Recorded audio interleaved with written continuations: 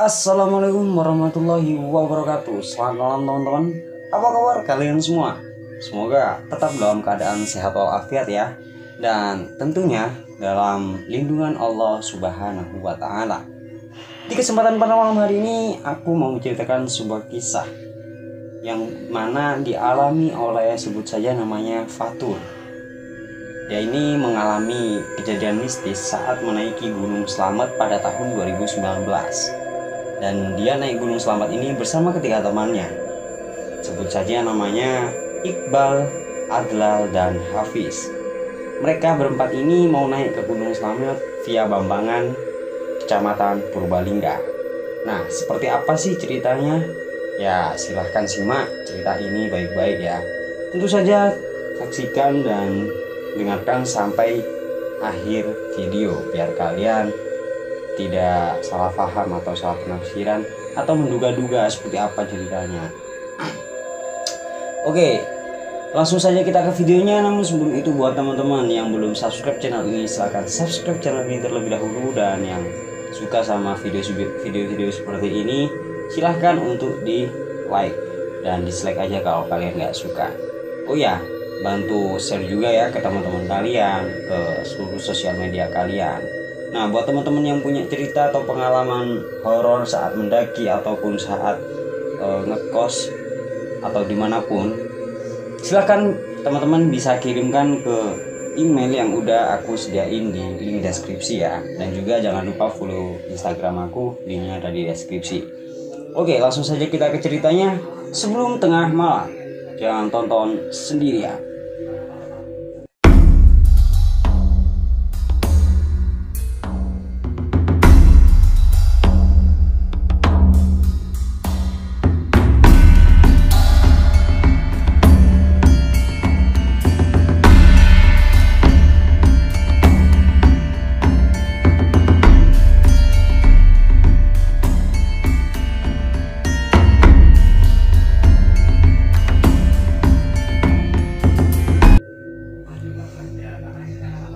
Kejadian ini terjadi pada tahun 2019. Mereka berempat ini mau naik Gunung Slamet via Bambangan, Kecamatan Purbalingga. Setelah sampai pada hari yang telah direncanakan, akhirnya mereka memulai perjalanannya menuju ke base camp Gunung Slamet. Mereka sampai di base camp pada pukul 2:30 sore dan mereka pun bersiap-siap untuk packing dan lain-lain sampai pada pukul 3 sore. Dan akhirnya mereka baru mulai naik dari base camp sampai pos 1. Dan rencananya mereka mau ngecamp di pos 5. Jadi mereka cepat-cepat jalan biar cepat sampai. Baru jalan 1 jam, tiba-tiba mereka diguyur hujan deras banget. Jadi mereka memutuskan untuk neduh dulu karena takut, soalnya trek jadi licin. Setelah ditunggu kurang lebih 1 jam, akhirnya hujan pun tak kunjung reda. Dan si Fatur ini bilang ke teman-temannya, udahlah kita terobos saja. Takutnya kalau nunggu kelamaan dan keburu malam, makin pusing ntar. Karena si Fatur ngomong kayak gitu, akhirnya mereka melanjutkan perjalanan dengan memakai jas hujan menuju pos 1. Dan pada akhirnya mereka sampai di pos 1 tepat pada pukul 7 malam. Dan mereka beristirahat untuk menikmati rokok, minum, dan sedikit mengembalikan energi mereka. Setelah selesai mereka beristirahat, akhirnya mereka melanjutkan perjalanan menuju pos selanjutnya, yakni pos 2, karena mereka akan ngecamp di pos 5. Selama perjalanan menuju pos 2 tidak terjadi apa-apa. Nah, dari sini pos 2 menuju ke pos 3, baru kejadian-kejadian aneh mulai menimpa mereka. Pas mereka berempat lagi enak jalan nih, tiba-tiba di tengah perjalanan si Adal bilang ke Fatur kayak gini, kita salah jalan loh, kita seharusnya ke sini. Padahal mereka bertiga belum pernah ke Gunung Slamet. Yang udah pernah ke Gunung Slamet ini hanya si Fatur saja. Sontak si Fatur menjawab, lu jangan ngaco, jalannya bener ke sini. Orang jalan ke situ ketutup sama ilalang. Jadi jalan yang ditunjuk oleh si Adlal nih ada trek gitu, tapi udah ketutup sama ilalang. Sontak mereka berdua berdebat tuh, sampai akhirnya si Fatur mengalah. Ya udah, ngikutin kemauan lu aja dah. Udah diikuti nih, tapi si Adal nih jalannya cepet banget. Padahal keadaan udah gelap banget. Akhirnya dipegangin lah sama si Fatur. Udah dipegangin nih dari belakang dan mereka terus jalan dan bener aja. Untungnya waktu si Fatur lihat ke bawah dan headlampnya nyenter ke bawah tuh, ternyata itu jurang yang cukup dalam banget. Jadi jurangnya itu bukan yang miring tapi terjal. Nah untungnya si Fatur langsung narik si Adal tuh. Dan si Fatur bilang, "No, lihat no, ini bukan jalan tapi jurang." Dan mereka pun putar balik alias menuju ke jalan yang semestinya. Lah, di sini si Adal ditaruh di tengah dan si Fatur yang paling depan. Dan pada akhirnya mereka sampai di pos 3. Tapi mereka sampai di pos 3 ini udah jam 11 malam. Karena udah gak mungkin nih kalau mereka melanjutkan perjalanan menuju pos 5. Akhirnya mereka sepakat untuk ngecamp di pos 3. Mereka diriin tenda dan beres-beres semuanya. Setelah selesai, si Adlil, Iqbal, dan Hafiz istirahat di dalam tenda. Nah, si Fatur nyiapin makanan. Pas si Fatur masak-masak nih, tiba-tiba dari dalam tenda seperti ada orang yang berantem. Sontak Fatur penasaran kan, diceklah sama si Fatur. Pas Fatur udah masuk ke dalam tenda nih, ternyata si Adal lagi kedinginan parah, seperti gejala hipotermia gitu. Akhirnya si Fatur dan yang lainnya buatin air hangat dan si Adal dipakein jaket, diselimutin pakai sleeping bag sampai si Adal merasa hangat. Dan alhamdulillahnya kondisi si Adal udah mulai normal kembali dan Fatur lanjut masak. Gak lama kemudian si Adal teriak lagi, "Oi, gue denger suara cewek nih, dia lagi nangis." Sontak si Fatur buru-buru tuh masuk ke dalam tenda dan ditanyain lah si Adal, "Lu kenapa? Lu lihat apa? Lu denger dari mana?" Dan si Adal ngejawab, "Dari belakang tenda." Padahal di belakang tenda mereka itu jurang dan bener-bener jurang gitu. Jadi kayak mereka itu bikin tenda itu di tepi jurang gitu. Akhirnya si Fatur bilangin Adal, "Kalau lu denger sesuatu atau lihat sesuatu, mending ditahan dulu aja. Ceritanya nanti pas udah di bawah gitu. Takutnya yang lain pada takut dan ngajakin turun." Dan akhirnya mereka lanjut masak dan makan-makan. Setelah makan akhirnya mereka tidur nih mereka. Lah, tepat pada pukul jam 2 pagi mereka bangun karena harus siap-siap untuk summit attack. Yang buat yang nggak tahu summit attack itu perjalanan menuju puncak. Setelah siap-siap mereka mulai perjalanan dengan pakai ransel. Jadi kayak ransel kecil gitu, kayak backpack apa, buat tempat cemilan, minum, kompor, dan makanan. Tenda dan carrier mereka ditinggal di pos 3. Dimulailah perjalanan menuju ke puncak. Setelah berjalan lumayan lama, akhirnya mereka sampai di pos 4. Nah, sesampainya di pos 4, mereka bertemu dengan jalan yang bercabang. Jadi ada pohon besar di tengah-tengah dan jalannya membentuk cabang gitu. Bingunglah si Fatur di sini karena sewaktu dia naik di Gunung Slamet pada tahun 2015, dia ingat betul kalau tidak ada jalan yang bercabang di pos 4. Akhirnya Fatur mutusin untuk ngecek jalur terlebih dahulu.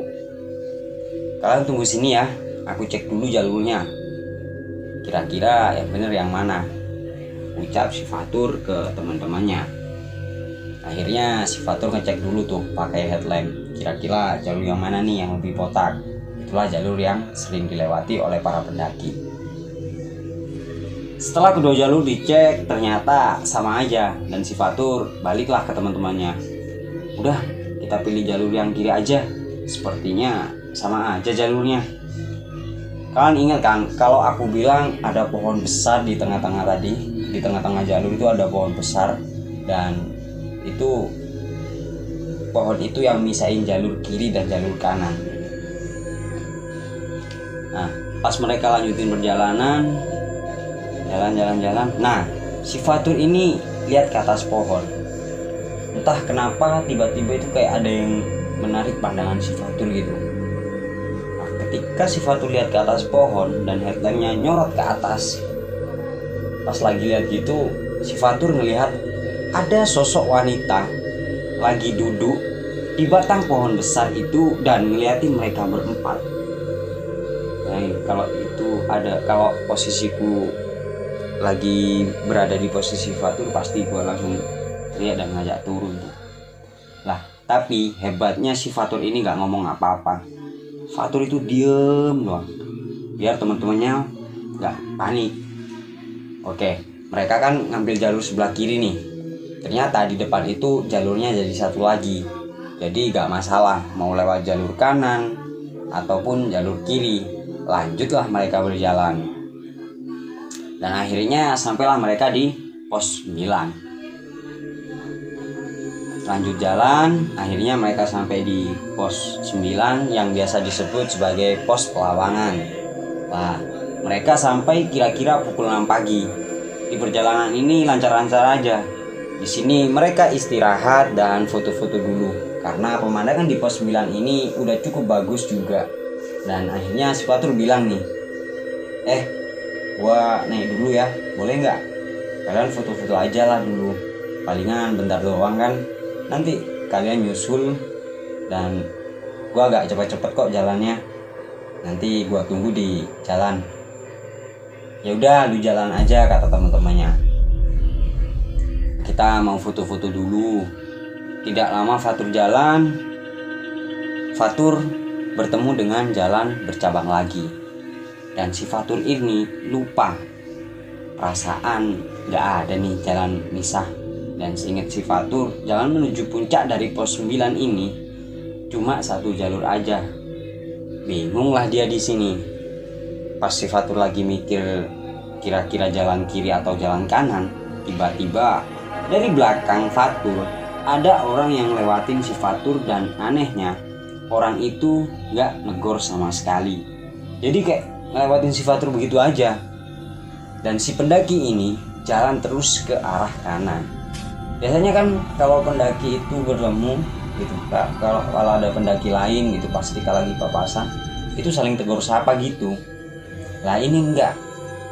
Karena di sini Fatur bingung, jadi si Fatur ngikutin pendaki ini, yaitu ambil jalur yang sebelah kanan. Jalan, dan di sini si Fatur sadar kalau jalurnya makin lama makin nyempit dan jalan ini tuh benar-benar sempit, sesempit ukuran telapak kaki manusia aja.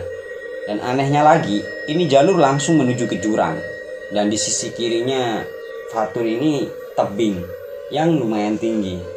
Si Fatur gak ada pilihan lain selain maju ke depan. Lanjutlah Fatur ikutin pendaki tadi. Jalan. Tiba-tiba 3 temannya Fatur ini manggil, Fatur, boy, ngapain kamu ke sana?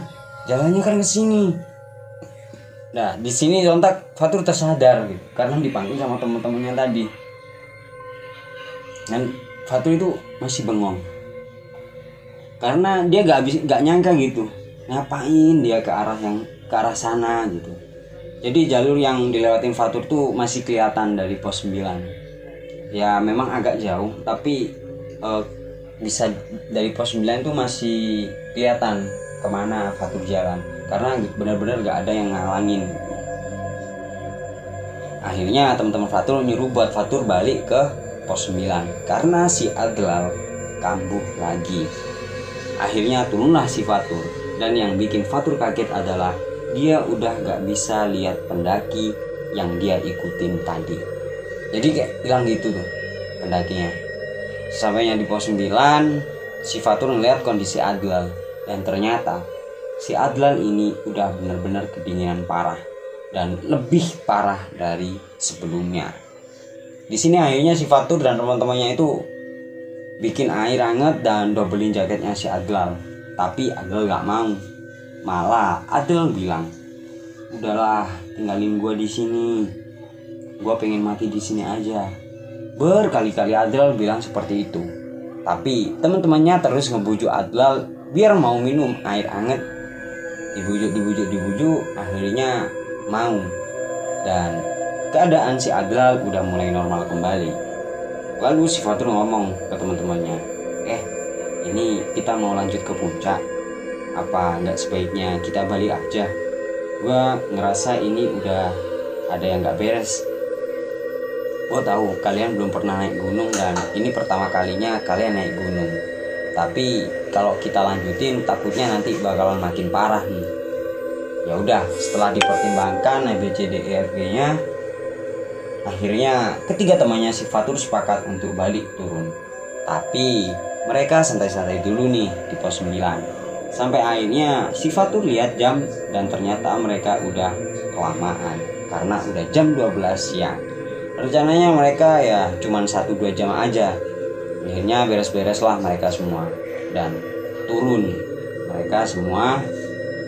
Nah, pas mereka turun dan akhirnya sampai di pos 5. Dan di sini ketiga temannya si Fatur ini makan-makan dulu, istirahat karena benar-benar capek. Tapi si Fatur bilang ke teman-temannya kalau dia mau lanjut turun ke pos 3 buat beres-beres tenda karena udah siang banget. Jadi rencananya ketika tiga temannya Fatur ini udah nyampe di pos 3, mereka bisa langsung balik turun ke base camp gitu sih. Dan di sini mereka semua pun menyetujui usulan dari si Fatur. Singkat cerita, lanjutlah si Fatur buat turun sampai akhirnya si Fatur nyampe di jalan bercabang yang ada di pos 4. Ingat kan? Karena jalannya sama aja, akhirnya si Fatur milih jalan yang sebelah kiri. Lah, pas dia lagi jalan, di depan jalan itu ada, ya betul sekali, ada cewek berdiri madep ke jalan. Itu cewek yang tadi Fatur lihat di atas pohon waktu malam hari. Kalau aku jadi si Fatur nih, udah gak pikir panjang, aku bakalan balik ke teman-temanku, biar dah kesorean, yang penting bareng-bareng. Lah si Fatur ini enggak, dia gak balik ke teman-temannya, tapi dia balik dan lanjut turun lewat jalur yang satunya. Tapi tanpa Fatur sadari, ternyata di jalur yang kanan ini ada lagi tuh cewek. Dan cewek ini sama, ada di pinggir jalan, ngadep ke jalan gitu. Dan balik lagi lah si Fatur ke sebelah kiri, ke jalur yang sebelah kiri. Dan masih sama, masih ada cewek yang sama ngadep ke jalur dan dia nunduk ke jalur ini.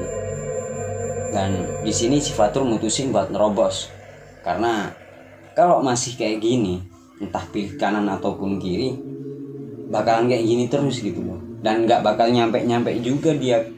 Dan akhirnya dia mutusin untuk nerobos.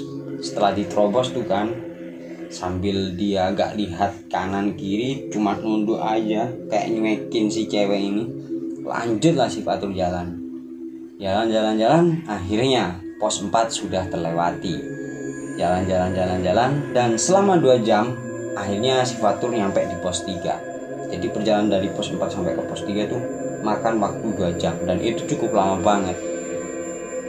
Namun di sini si Fatur lega karena dia udah nyampe pos 3. Tapi masalah belum selesai sampai di sini. Karena ada masalah baru. Apa itu? Ya, tenda yang mereka bangun di pos 3 nggak ada. Jadi kayak bener-bener hilang gitu. Setelah diperhatiin lagi, kok pos 3 ini kelihatan aneh sih. Ternyata si Fatur ini udah nyampe di pos 2. Di sini Fatur ngerasa ada yang aneh. Padahal satu-satunya jalan menuju pos 2 ini ya lewat pos 3 dulu, baru ke pos 2. Jadi ngelewatin tenda mereka dulu gitu. Tapi si Fatur ngerasa kalau dia belum lewat pos 3 sama sekali. Akhirnya si Fatur mutusin buat naik lagi ke pos 3. Pas perjalanan ke pos 3, si Fatur bertemu 2 pendaki. Dan 2 pendaki ini tanya ke si Fatur, "Sendirian aja mas?" Dijawab kan sama si Fatur, "Enggak mas, saya sama teman-teman saya, mereka di pos 3. "Oh, jadi yang di pos 3 itu teman-teman mas?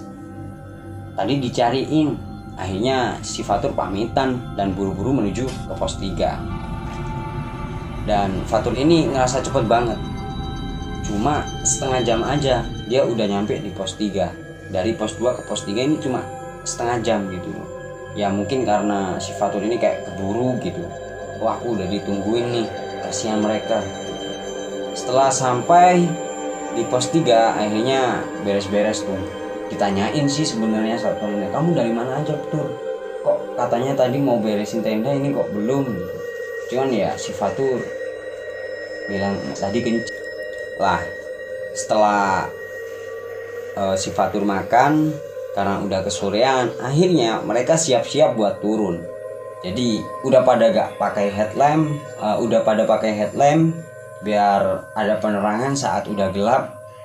Intinya disiapin semualah perlengkapan untuk jalan saat malam hari. Nah, dimulailah perjalanan mereka untuk turun. Jalan-jalan, tiba-tiba kejadian aneh kembali terjadi lagi. Dari pos 3, kalau kalian masih ingat, Fatur dari pos 2 ke pos 3 ini cuma makan waktu setengah jam. Lah ini enggak. Mereka dari pos 3 ke pos 2 itu lama banget. Udah makan waktu 3 jam. Tapi mereka gak nyampe-nyampe. Anehnya pas Fatur dari pos 2 ke pos 3 itu, ya seperti saya tadi bilang, itu cuma setengah jam aja. Untungnya di sini Fatur sadar kalau mereka sedang diputar-puterin. Dan di sini Fatur bilang ke teman-temannya, kita doa dulu aja deh, ntar baru lanjutin jalan lagi. Akhirnya berdoa kan mereka semua. Setelah berdoa dan mereka lanjut jalan, ternyata 15 menit kemudian setelah mereka baca doa, mereka udah nyampe di pos 2. Dan itu udah jam 10 malam. Di pos 2 mereka istirahat dulu karena mereka gak istirahat sama sekali dari pos 3 ke pos 2. Nah, dari pos 2 Fatur kan tadi di depan tuh. Sekarang dia pindah ke depan karena jalan udah deket dan mulai kelihatan. Setelah istirahat, rokok-rokok, sebat-sebat, minum, akhirnya mereka lanjutkan turun ke pos 1. Nah, akhirnya mereka sampai juga di pos 1. Dari perjalanan pos 2 ke pos 1 ini gak ada apa-apa. Tapi dari pos 1 ke base camp ini, kan Fatur udah pindah paling belakang tuh. Dia itu kayak ngedenger ada langkah kaki dari belakang dia. Sontak Fatur ngomong ke teman-temannya, kalian ngedenger gak sih ada orang jalan di belakang kita dari tadi? Dan teman-temannya Fatur ini ngejawab kalau mereka semua ngedenger. Di sini Fatur ngasih instruksi kepada teman-temannya kalau kita harus break. Nah, akhirnya mereka semua break. Ketika mereka semua ini break di jalan gitu, kayak di tengah jalur gitu, mereka istirahat. Tiba-tiba ada pendaki yang turun dari atas. Disapalah sama si Fatur. Sendirian aja mas? Iya mas, sendirian. Dari mana? Dari Jakarta. Nah, di sini si Fatur itu merhatiin nih pendaki. Dan si Fatur ngerasa seperti ada yang aneh sama nih pendaki. Jadi pendaki itu sendirian dan dia pakai jaket merah, celana coklat, terus hoodie-nya itu ditutupin ke kepalanya. Anehnya si pendaki itu gak pakai headlamp sama sekali, kayak gak ada penerangan sama sekali, dan gak bawa carrier. Jadi gimana caranya pendaki ini turun dari atas sendirian tanpa ada headlamp sampai di pos 1 gitu. Ini kan hal yang cukup aneh gitu. Dan gak bawa carrier. Karena tahu gitu, si Fatur akhirnya ngajak bareng tuh pendaki buat turun. Jadi, mas bareng aja. Masnya kan nggak pakai headlamp, takutnya nanti ada apa-apa juga di jalan. Jadi bareng kita aja gitu. Lah, karena Fatur ngelihat si pendaki ini nggak pakai headlamp, diajak bareng kan. Tapi si pendaki ini nggak mau diajak untuk turun bareng. Nah, setelah beristirahat, akhirnya si Fatur dan ketiga temannya lanjut turun. Sampainya di pintu atau gapura selamat datang tuh, yang biasanya kalian tahu, kalian lihat di Google atau apa, buat kalian yang pernah mendaki pasti tahu kan, ada gapura yang selamat datang gitu. Lah, ketika temannya ini lihat kalau si pendaki yang mereka temuin ketika mereka break, pendaki itu turun dari atas menuju ke arah mereka. Pas sampainya si pendaki itu di depan Fatur dan teman-temannya, si pendaki itu bilang, "Selamat ya mas, udah sampai bawah dengan selamat." Lalu si pendaki itu lanjut masuk ke salah satu ruangan yang ada di base camp. Singkat cerita, setelah si Fatur udah beres-beres, udah bersih-bersih, dan teman-temannya ini semuanya udah bersih-bersih, mereka akhirnya masak-masak dan makan. Nah, pas mau makan nih, Fatur bilang ke teman-temannya semua, mas yang tadi kita ajak makan bareng yuk. Lagian kita kan sama-sama dari Jakarta. Nah, akhirnya karena si Fatur ngomong gitu, salah satu dari teman Fatur ngecek tuh ke ruangan yang dimasukin sama pendaki tadi. Pas lagi dicek di ruangan itu, ternyata pendaki yang mereka temuin tadi udah gak ada. Padahal ruangan itu pintunya cuman satu, jadi kayak akses masuk ke dalam ruangan sama keluar cuman lewat satu pintu itu, dan mereka dari tadi ada di depan pintu itu. Jadi mau lewat mana pendaki itu?